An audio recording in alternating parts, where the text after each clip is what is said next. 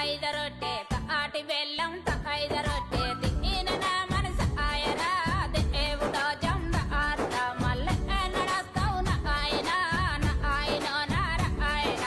బాధపడకు బెంగపడకు బాధపడకు బెంగపడకు ఇట్లా పోయి అట్లొస్తనే